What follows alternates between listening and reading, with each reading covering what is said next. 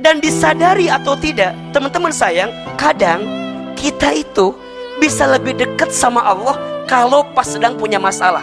Teman-teman gak pernah tahajud, tiba-tiba mau tahajud. Kita gak pernah tahajud, tiba-tiba tahajud. Bukankah ada hikmah di balik masalah? Makanya ada masa-masa teman-teman gak pernah nangis, tapi pas lagi dikasih masalah, teman-teman doa kemudian nangis. Nikmat atau tidak? Ukuran kemuliaan pandangan Allah itu bukan karena harta yang banyak, bukan karena harta yang sedikit, bukan. Ukuran kemuliaan itu adalah ukuran yang dengan apapun Allah berikan dalam hidupnya membuat dia makin bertakwa kepada Allah. Ujian yang dihadirkan kepada kita itu adalah bentuk sayangnya Allah kepada kita.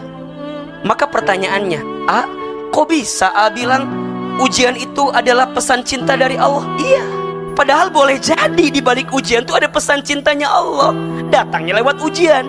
Nah pertanyaannya, apa kabar gembira bagi mereka yang sedang diuji? 5 kabar bahagia untuk yang sedang diuji. 1, orang yang sedang diuji itu sedang diakui sebagai orang beriman. Keterangannya surat Al-Ankabut ayat 2. Kira-kira isinya begini: apakah kamu mengira engkau mengatakan telah beriman kepada Allah, sedangkan engkau belum diuji dalam kehidupanmu? Maka kalau Allah ngasih ujian sama kita, Allah tuh ingin lihat seberapa baik iman kita kepada Allah. Allah tuh pengen tahu, benar hambaku beriman? Iya tah hambaku beriman? Aku uji dia. Orang saat diuji bukan makin jauh dari Allah, tapi makin dekat ke Allah. Dan disadari atau tidak, teman-teman sayang, kadang kita itu bisa lebih dekat sama Allah kalau pas sedang punya masalah. Teman-teman gak pernah tahajud, tiba-tiba mau tahajud. Kita gak pernah tahajud, tiba-tiba tahajud. Bukankah ada hikmah di balik masalah? Waktu kerjanya lancar, jauh dari Allah. Pas kerjanya mandek, tiba-tiba sholat tahajud dah. Gak pernah ke masjid jadi ke masjid. Bukankah itu nikmat?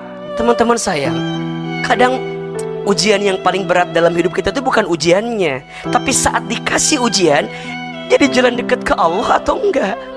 Karena ada yang dikasih ujian malah jauh dari Allah. Dia frustasi, ya, dia stres. Kemudian dia bilang ini, butuh healing. Kalau ada yang nanya, healing yang terbaik itu apa? Bukan jalan-jalan kemana-mana. Healing terbaik itu kembali ke Allah, itu jawabannya.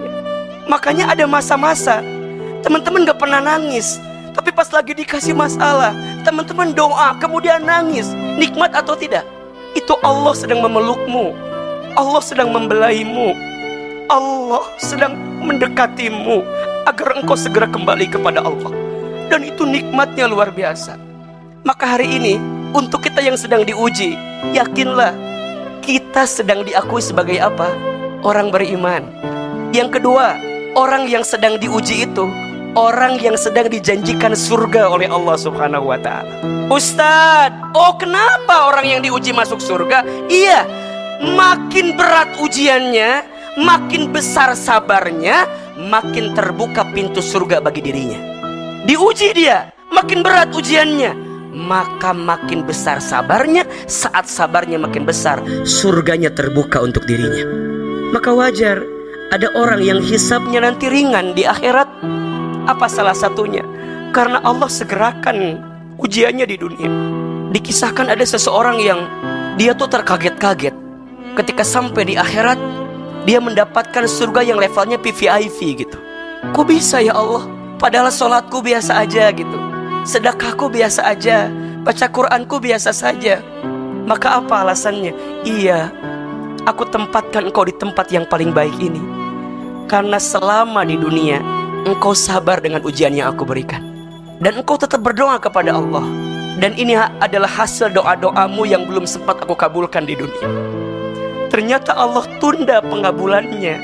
Bukan Allah tidak mengabulkan, tapi Allah ingin kita terus mendekat kepada Allah. Kita kadang lupa gitu.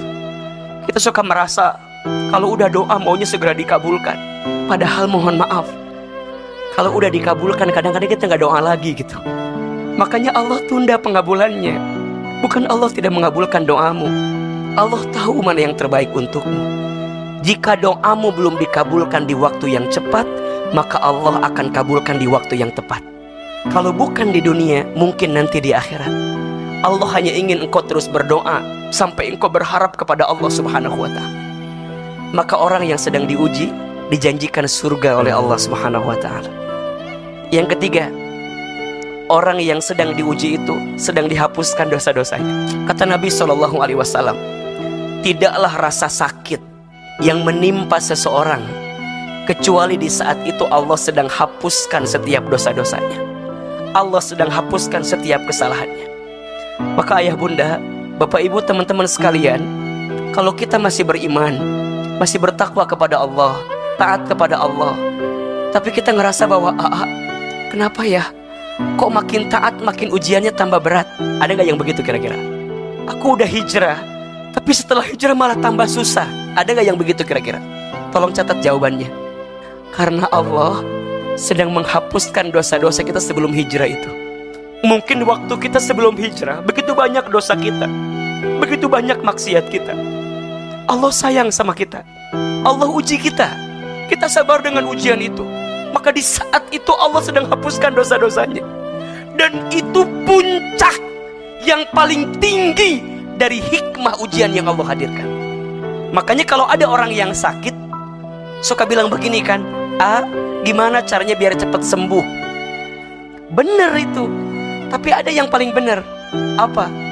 Gimana ya caranya dengan sakit ini Allah hapuskan dosa-dosa saya? Kalau lagi diuji di rumah tangga, gimana ya pas lagi diuji ini Allah hapuskan dosa-dosa saya? Itu yang paling penting. Makanya kalau ada orang yang sakit, apa doanya? Syafakallah la ba'sa tohurun insyaallah. Semoga engkau cepat sembuh, tidak apa-apa. Allah sedang sucikan dirimu, Allah sedang bersihkan dirimu. Maka bayangkan ya, ketika kita diuji, kita nerima dengan keadaan itu, kemudian kita merasa bahwa yang banyak dosa yang pernah kita lakukan, maka di saat itu bersih semua dosa-dosa kita. Makin berat ujiannya, makin ridho nerimanya, makin bersih setiap apa yang pernah kita lakukan. Dan itu puncak keberhasilan dari setiap ujian yang kita hadapi. Maka bergembiralah yang sedang diuji, karena engkau sedang dihapuskan dosa-dosanya oleh Allah Subhanahu wa ta'ala. Yang keempat, orang yang sedang diuji itu orang yang sedang diangkat derajatnya. Tapi dalam kacamata dunia, kok kita jadi tambah rendah, tambah jatuh?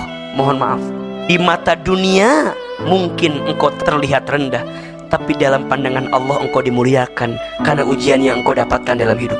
Maka teman-teman sayang, jangan mengukur ketika Allah memuliakan kita itu dengan aspek dunia yang Allah berikan kepada kita. Teman-teman gak bisa bilang gini, oh dia kaya, lagi disayang sama Allah. Belum tentu.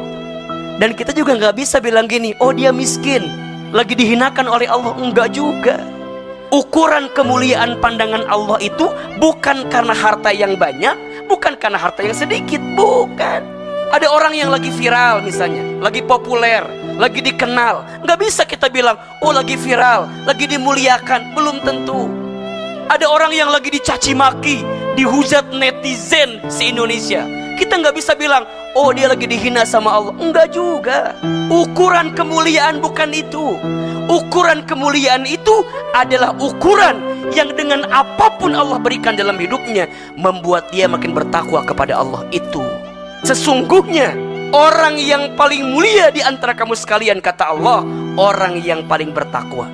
Berarti apa? Bukan tentang kayanya, bukan tentang miskinnya, bukan tentang terkenalnya, bukan tidak terkenalnya, bukan. Kalau semua itu jadi jalan dekat ke Allah, mulia. Tapi kalau semua itu nggak bikin dekat ke Allah, hina. Maka ada dua istilah, ada nikmat, ada nikmat. Ada pakai ain, ada pakai qaf. Apa bedanya? Kalau pakai nikmat, pakai ain, setiap kebaikan yang diberikan dalam hidup kita yang membuat kita makin dekat ke Allah, itu namanya apa? Nikmat. Tapi kalau qaf, nikmat, setiap kebaikan, kebahagiaan yang diberikan oleh Allah dalam kehidupan kita tapi tidak membuat kita makin dekat ke Allah, itu namanya apa? Nikmat. bahasa lainnya istidraj. Maka hari ini ukuran kemuliaan seseorang bukan pada aspek dunianya, tapi pada aspek saat dia menjadikan lebih dekat dengan Allah Subhanahu wa ta'ala. Maka hadirin sekalian, ayah bunda, kalau hari ini kita lagi diuji, dan dengan ujian itu bisa membuat kita makin dekat taat ke Allah, berarti lagi diangkat derajatnya. Dan yang kelima, apa kabar bahagia bagi orang yang sedang diuji? Allah sedang menyiapkan kebaikan dalam hidupnya. Mana hadisnya? Man yuridillahu bihi khairan yusiba minhu. Barang siapa yang diinginkan oleh Allah kebaikan, yusiba minhu, maka Allah akan berikan musibah kepadanya. Allah berikan ujian kepadanya. Maka sesungguhnya bersama kesulitan ada kemudahan. Banyak kebaikan yang sedang Allah siapkan untuk kita. Kita itu gak mungkin bisa ngerasain yang manis kalau kita belum pernah merasakan yang pahit. Kita gak mungkin dibentuk kalau kita gak dibentur dalam hidup ini. Kita gak mungkin terpelanting kalau kita gak pernah ngalamin dibanting dalam hidup ini. Maka nikmatilah fase-fase sulit, fase-fase susah, fase-fase lagi diuji itu. Karena disitulah Allah sedang titipkan pesan cinta untuk kita.